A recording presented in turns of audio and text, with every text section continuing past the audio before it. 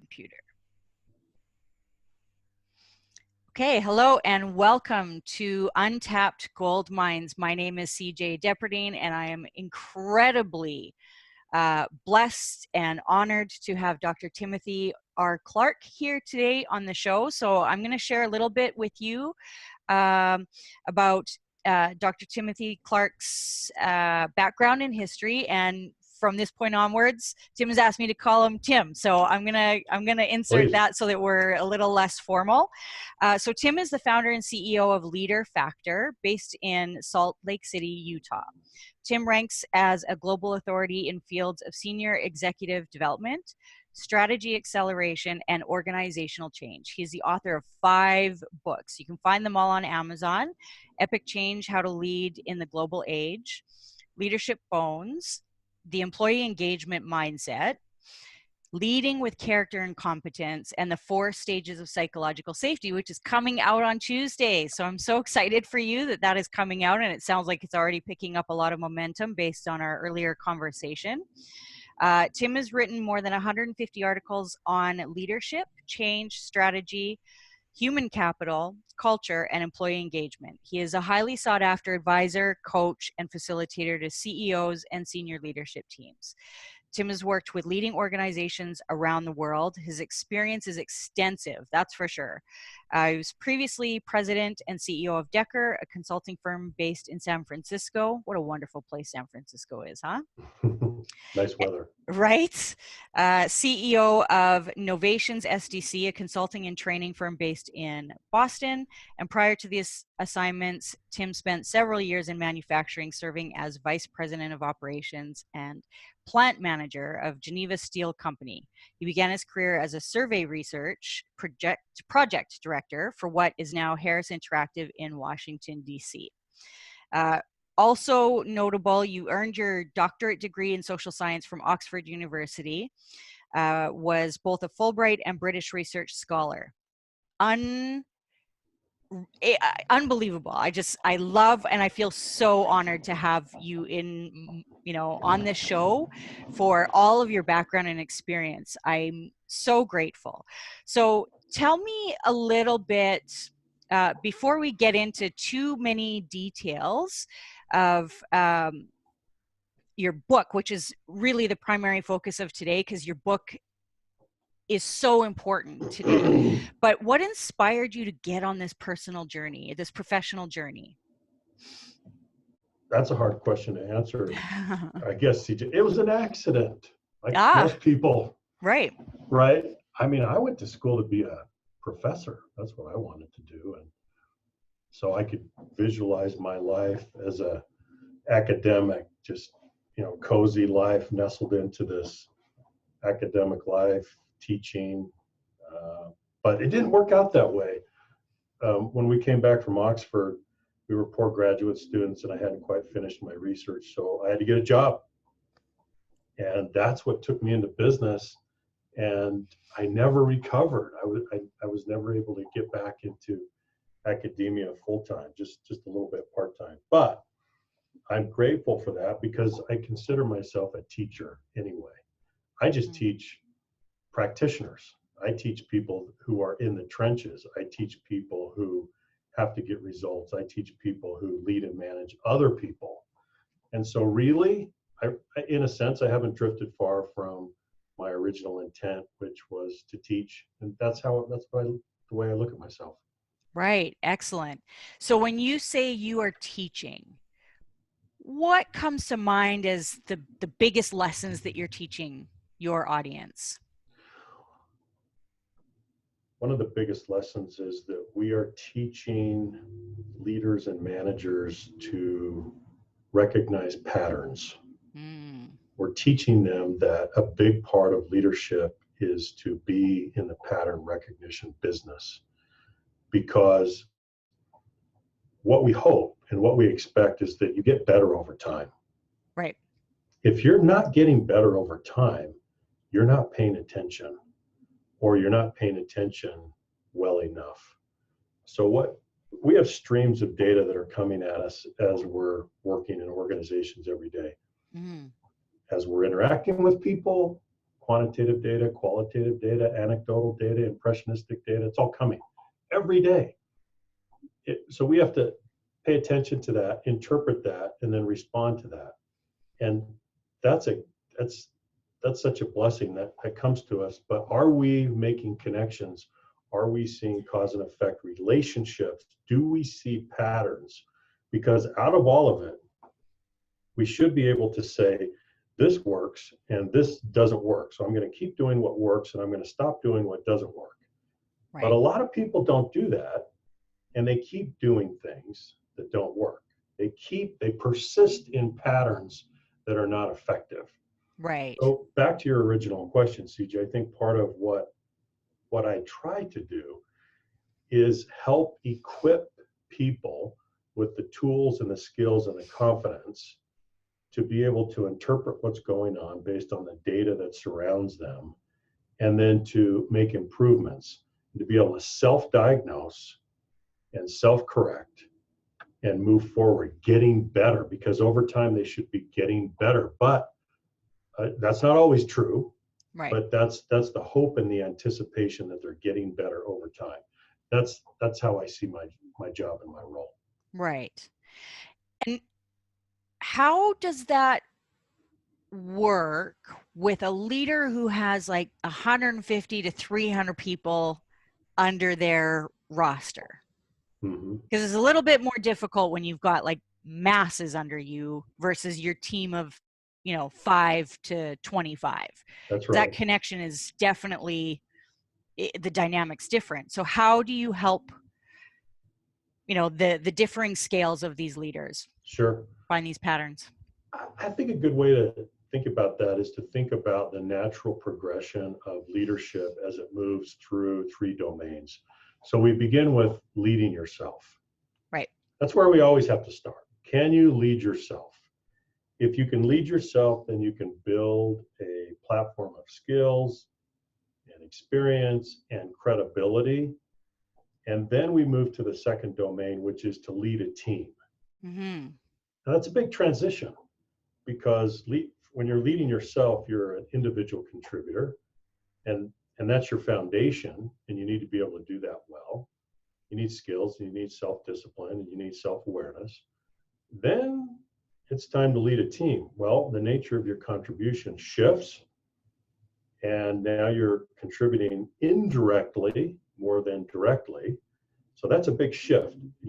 There's a psychological transition that has to accompany that, because now you have to be able to find satisfaction in the performance and the results of others. Mm-hmm.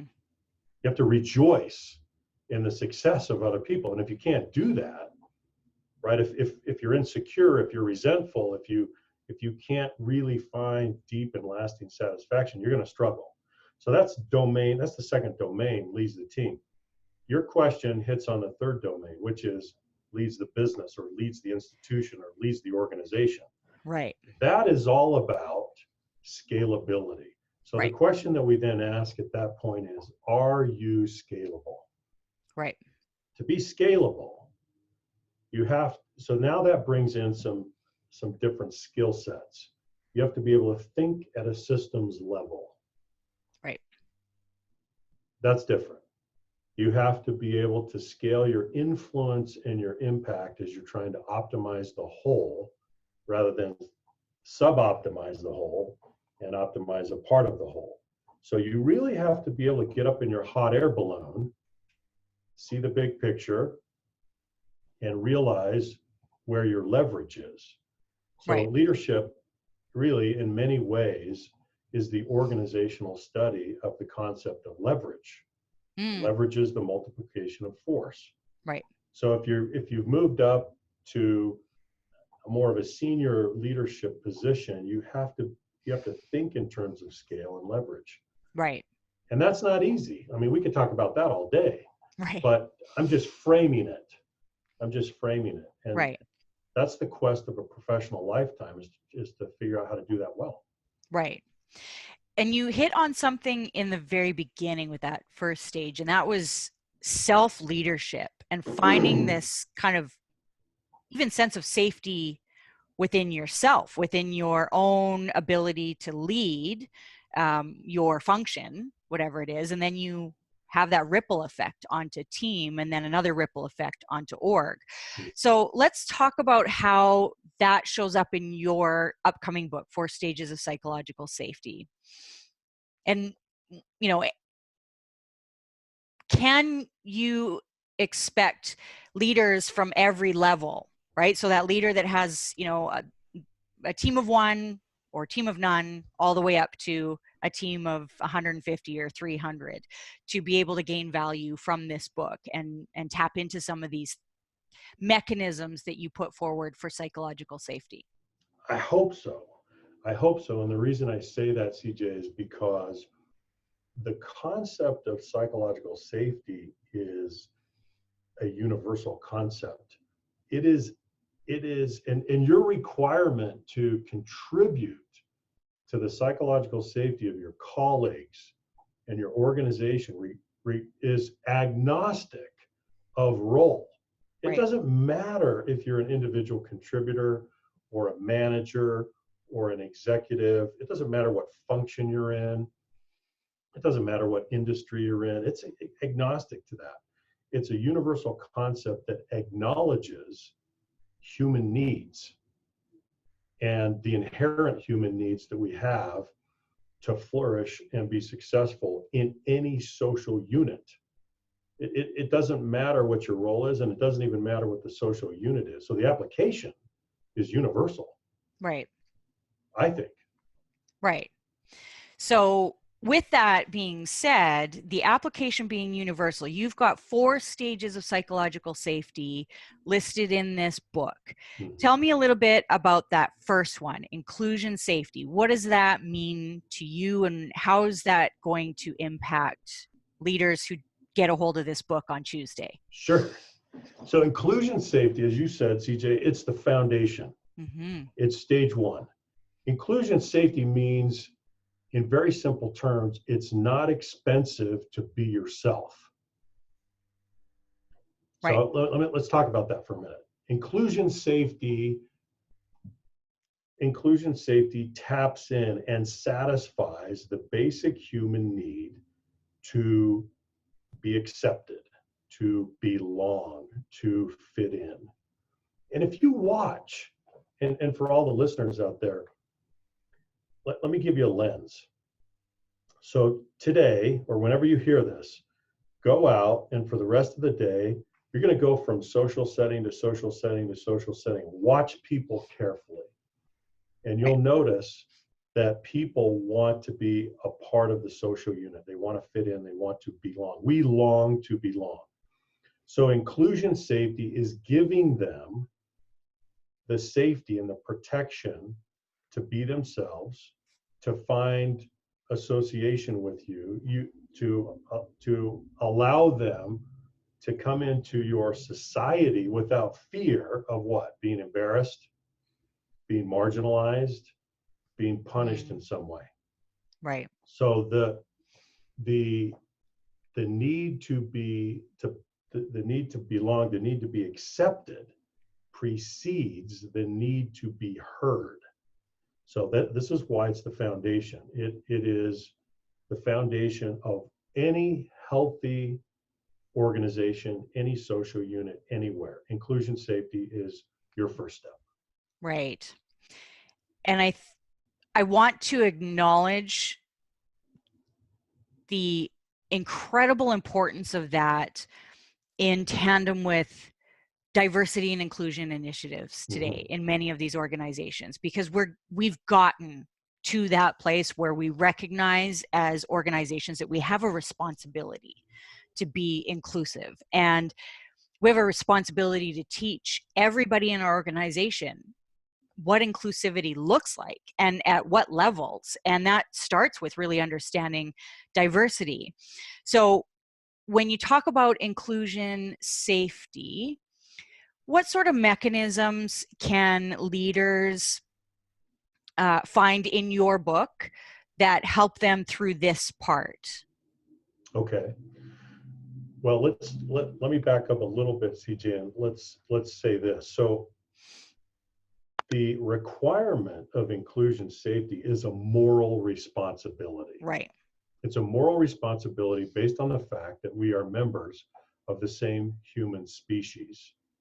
But there's a requirement that we invite each other into our respective societies. The only exception to that rule is the threat of harm. That's it. It's just the threat of harm. If you possess flesh and blood, I accept you. There's no way I can justify marginalizing you.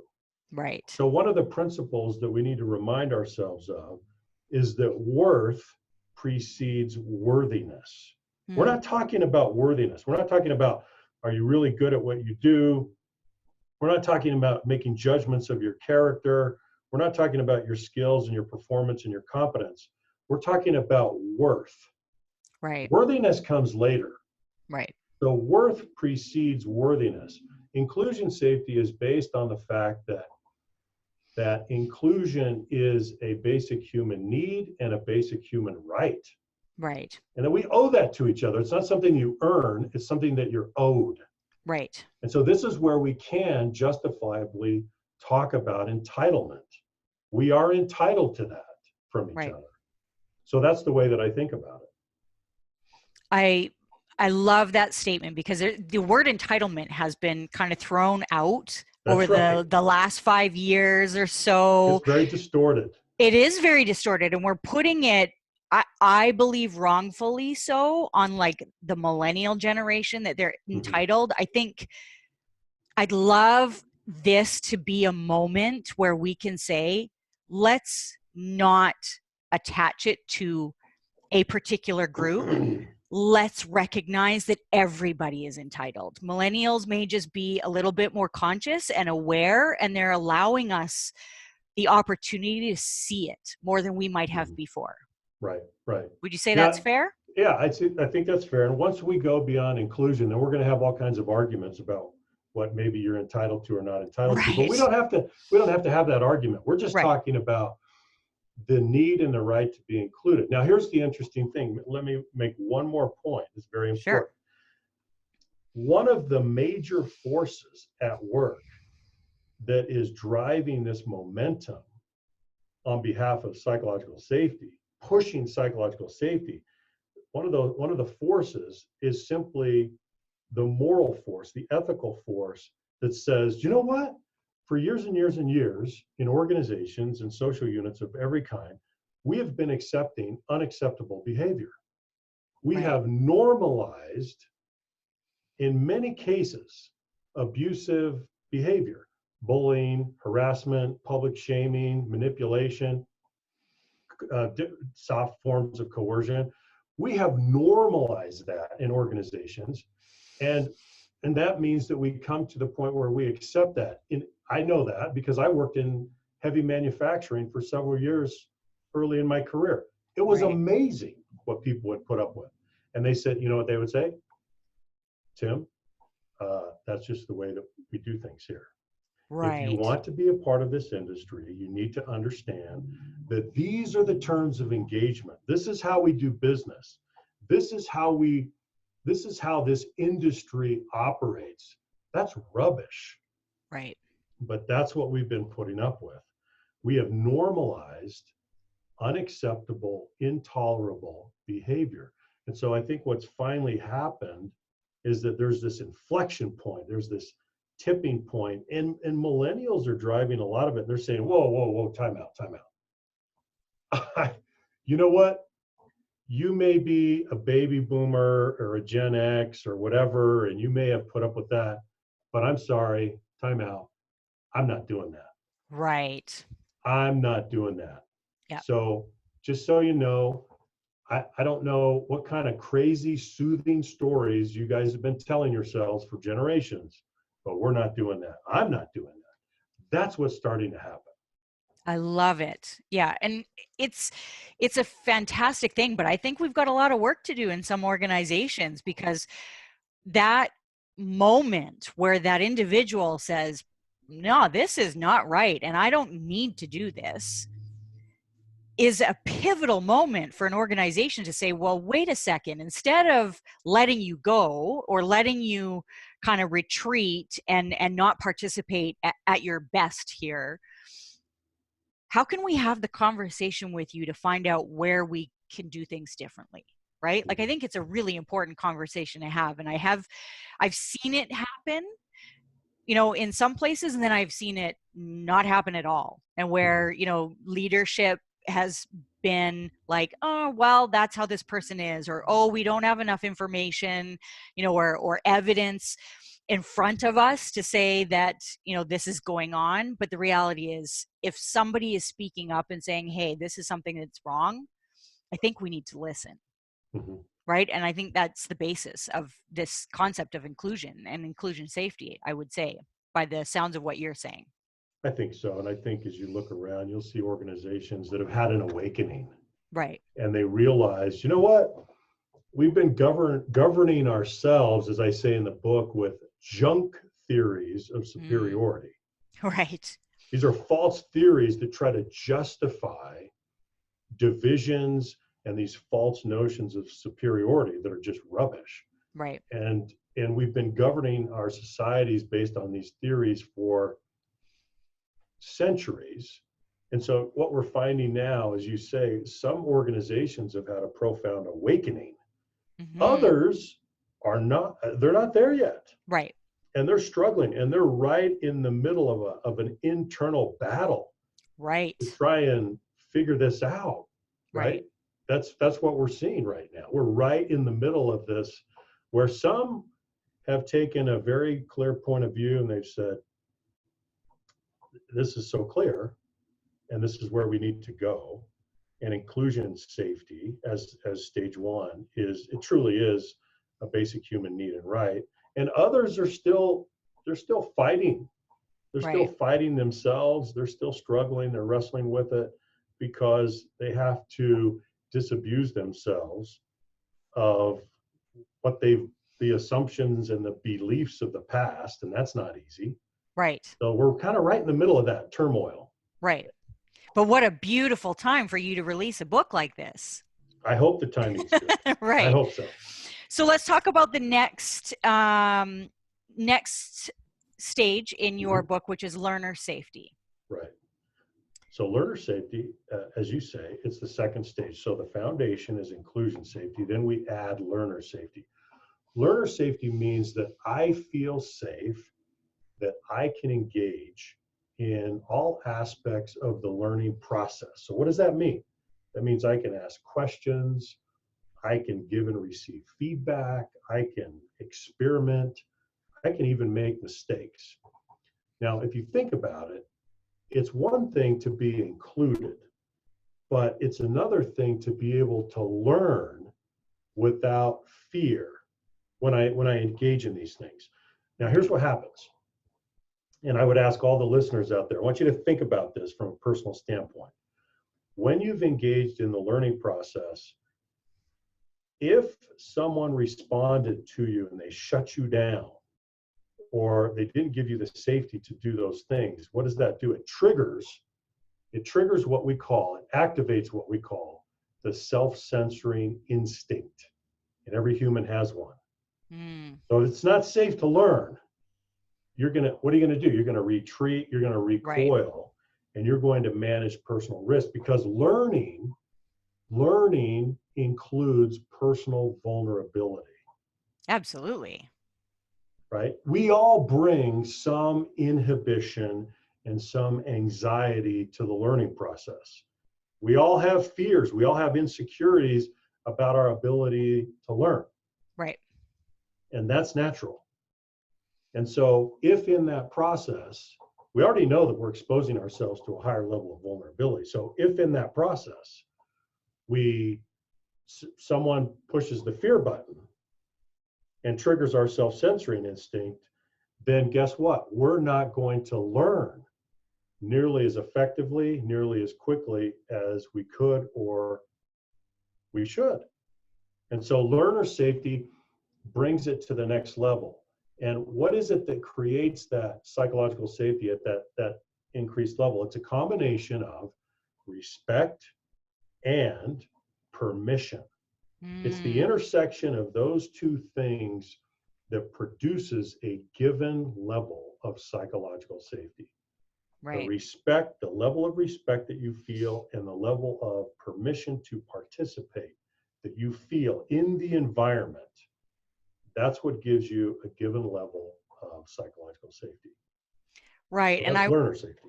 I would imagine if we think about these digital transformations and these organizations that are, adopting agile mindset or agile Mhm. methodologies, there's a lot of learning that is inherent with going agile. You have to learn what agile even means if you're Right. not already inherently agile. But you then also have to get into a world of experimentation, Mhm. which is rooted in learning what works and what doesn't work before you spend 6 months to 18 months building something that is no longer relevant, right? So I think learning safety is critical in these types of organizations as well, because we're trying to enable self-organizing teams that have that right to make Mhm. mistakes, Mhm. That's right. right? I think your point is a brilliant point, because you can have all the tools, you can have all of the methodologies, you can have everything that you need to go agile, but if you don't have Mm-hmm. the enabling culture that allows people to be safe in their vulnerability of learning, it's not going to happen.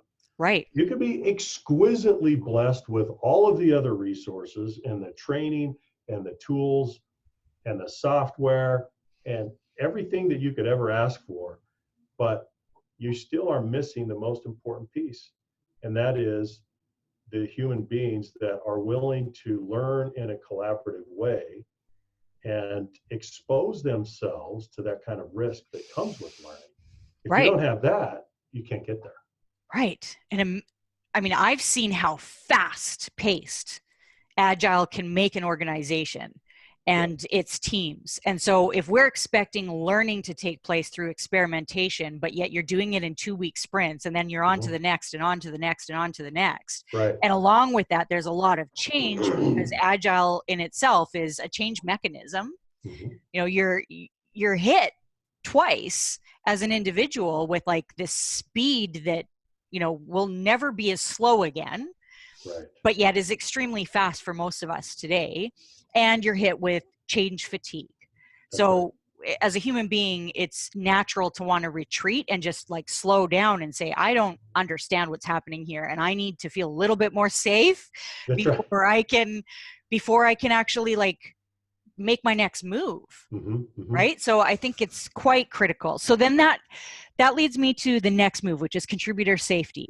That's your next stage. So tell me a little That's bit right. more about, or tell our listeners a little bit more about contributor safety. How does this play into this? Contributor safety is stage 3. And contributor safety says that I now feel safe to be able to contribute as a full-fledged member of the team to make a difference.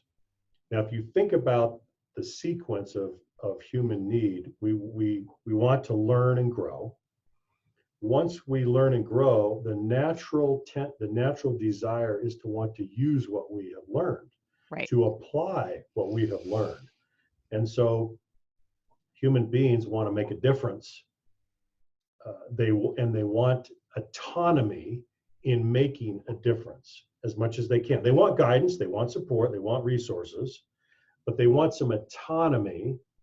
They want some self-determination to as they make a difference. So there's a deep yearning need that we have to make a difference, to Mm-hmm. contribute. So that's what contributor safety is. It's look at everything that I've learned.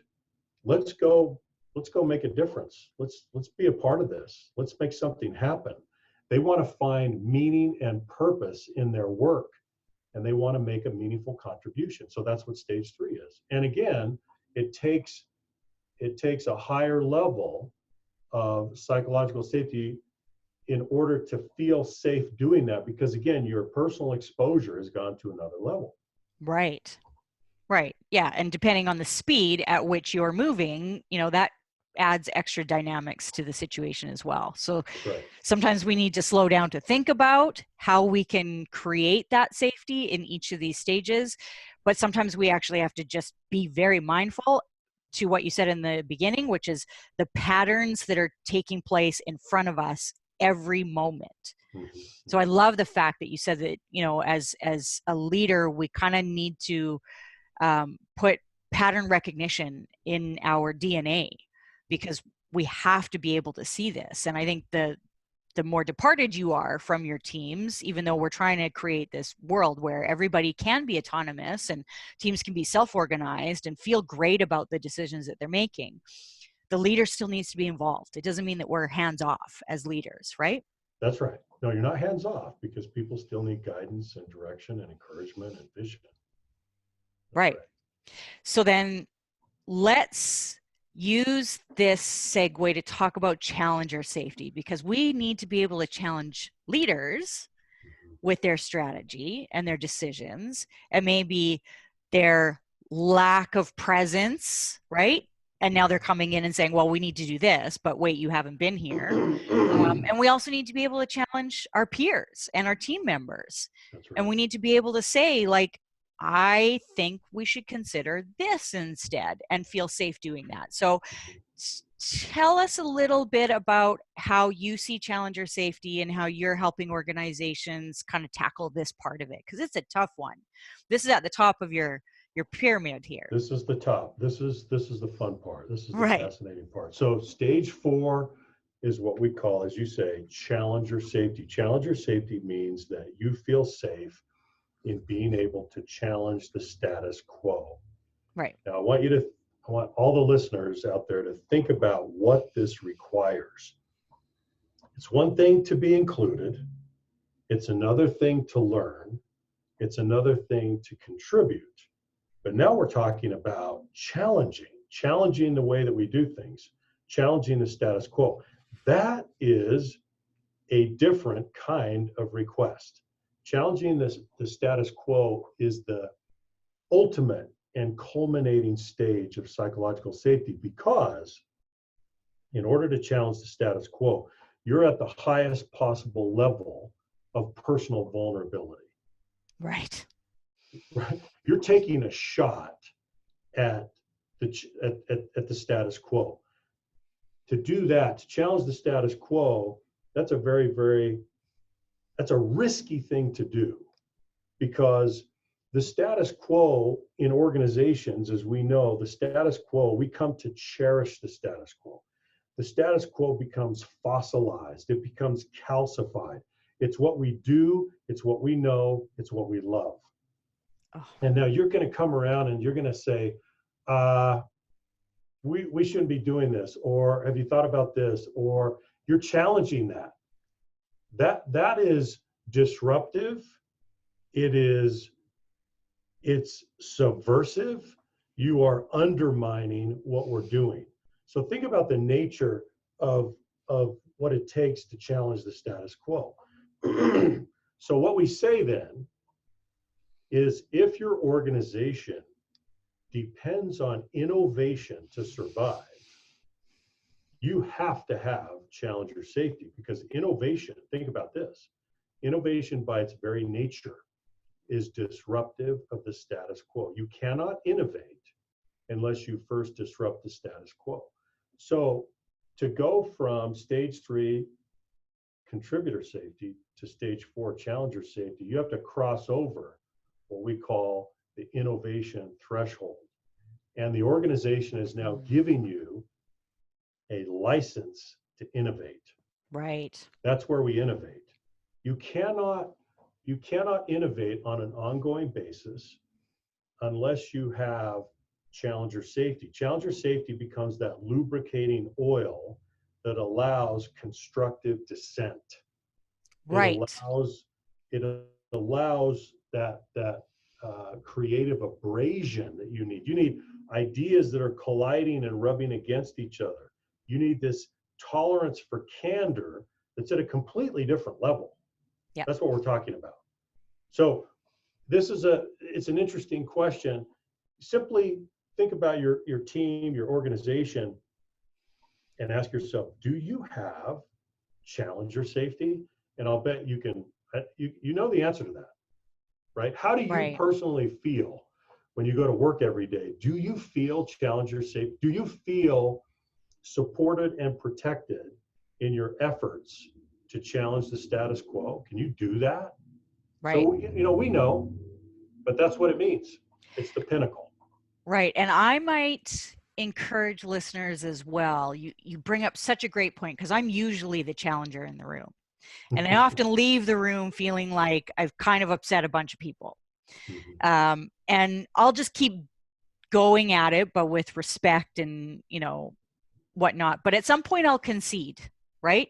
If that message is not received well or whatever. But I'd love to flip this on its head for just a moment and inquire about creating safety for the challengers in the room. Because even if you yourself are not comfortable challenging the status quo, what is your responsibility to support those who do need that safety? And do you address this in your book at all? Yes, very much so. What has to happen, so think about it this way. In order to create challenger safety, that highest level, there are two things that have to happen simultaneously on the team. Number one, you've got to increase intellectual friction. So this is the constructive force. So the intellectual friction, this hard-hitting dialogue, this contest of ideas, that has to go higher. So the intellectual friction has to go higher. At the same time, the social friction has to go lower. You got to think about that for a minute. The social friction is the destructive force. The intellectual friction is the constructive force. Right. It's when social friction gets high that it paralyzes us and it shuts down the process. And why is that? Because as human beings, we're sensitive. Right. On the end of every suggestion or point of view or opinion is a human being, and we're very sensitive. And so it's very easy for us to get into conflict. That is social friction. And so that's the way to conceptualize this. I need higher intellectual friction. I need lower social friction. And every person on that team has to contribute to that kind of working environment. Right. So how do you do that? Well, you have to establish terms of engagement that are very clear. One is there can be no personal attacks of any kind.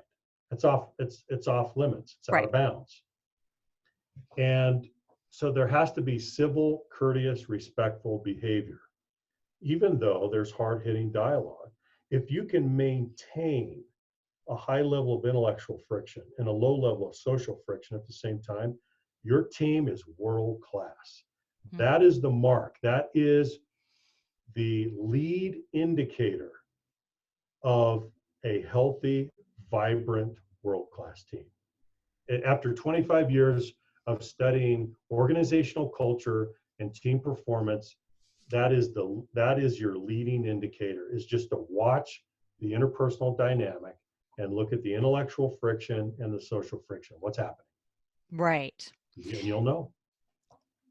And that, I mean, it's so beautiful. And I'm curious to know, what the role of the leader is in that then. If they know that is that North Star and they want their teams to be in that place, how important is screening for psychological safety when it comes to promoting people into those management or leadership positions? Because it sounds to me from what you're saying that the leader needs it themselves, and they need to know how to create it and enable and nurture it within the teams until the teams are really truly there. Well, I think what we're seeing, CJ, is such an interesting inflection point right now. We're seeing organizations, well, some of which have now incorporated psychological safety as a selection criterion for promotion to management. Right. What they're saying is you need a demonstrated track record of being able to create psychological safety. And if you have that track record, if we can see evidence that you do that, then you're eligible, along with the other requirements, Right. but you're now eligible to become a manager or to become a team leader. But if you don't have that track record, then you're not eligible. Right. You're disqualified. It's that critical. Wow. It's that critical because it's if you don't have the demonstrated ability to create psychological safety for a team, how in the world are you going to be able to lead that team successfully? You can't do it. So the first thing that we're seeing, and it's growing, we're seeing it within client organizations that we work with, where they are incorporating that into the selection process. Mm. So that's what organizations are doing from a process standpoint, from a succession planning standpoint, from an upward mobility standpoint. We're seeing that. Right. So that's exciting. Right. And I know that you have assessments for teams Mm-hmm. to address where they are with their psychological safety. Do you also have like assessment mechanisms of some sort for leaders when they're looking to assess for this type of psychological safety enablement in future managers? We do. Now here's the connection. This is very interesting. I'm glad you asked that question. There are two streams of research that have come together in the last 2 years in a remarkable way. The first stream of research is psychological safety, what we've been talking about. The second stream of research is the research on emotional intelligence. Mm-hmm. These have now come together because what the empirical studies are showing us is that emotional intelligence is your primary enabling skill for creating psychological safety. So if the leader needs to work on his or her ability to nurture and foster that, then he or she needs to work on emotional intelligence. That's the primary enabling skill. So yes, we have a world-class platform called EQometer, which is for the individual to assess his or her emotional intelligence. So the unit of analysis is the individual. And then we move to the team, and then we can measure psychological safety at a team level, because psychological safety is a group or a team or a social unit level phenomenon. Emotional Right. intelligence is an individual unit phenomenon. Right. Okay. So you've got some amazing tools. You have this fantastic book coming out. I promise I will add all these links to any references to our conversation today, as well as underneath the podcast release where people can access it. And wherever I publish any of our conversation today. Thank you. And I certainly encourage and hope that people will take that encouragement to go and actually use these assessments, because I think it's really, really important. I haven't heard so far, and maybe I'm naive and I just haven't been looking far enough, but I haven't heard of too many tools that really assess the psychological safety levels within teams. So I think this is something really valuable that you bring to the table on top of these 4 stages of safety that are absolutely critical. And I can see how beautifully they stack upon each other, and I can see how long the journey might be for some and how short the journey might be for some. So what else, before we end our time together today, what else needs to be heard about psychological safety? What are those kind of final words? If you could say, if you only do this one thing, or if you are going to tackle psychological safety or start tackling psychological safety, this is what you need to know today. What are those words? Well, we could talk about several things, but let me say one that comes to mind, CJ, that I think is very important. And that is that for all of your listeners out there, I think we need to be aware that as the millennials as a cohort are pouring into the workforce, and then we have Gen Z on their tails, the profile and the desires and the expectations of these folks as they're coming in, these huge demographic cohorts as they're spilling into the workforce, they have an expectation that they want to come into an environment, a workplace environment, a culture where they can thrive, where they can develop, where they can do their very best work, where they can have peak engagement experiences, where they can have career best experiences. In other words, they expect psychological safety. Right. They expect it. And so what does that mean? That means that if the organization is not prepared to provide that, that in time, your organization will bleed out your best talent. You're going to bleed it out. Right. I want you to, I would urge the listeners to think about this from a human capital standpoint. If you're not providing this, your most talented people, they're going to walk. They're going to say adios because they have a lot to contribute. They're anxious to contribute and learn and grow and develop. And this is a game changer for them. This is something that they absolutely need to have. So I would encourage all of us to think about that. Think about the implications of that. And are we creating and nurturing and sustaining high levels of psychological safety in our organizations? Because this is where we're going. Now, here's the other point to it, or the other part. The other part is that the competitive forces at work in most industries today are unrelenting. They're unforgiving. So what does that mean? That means that you, in order to survive, you have to innovate. In order to innovate, you have to be able to provide psychological safety at the very highest level. Right.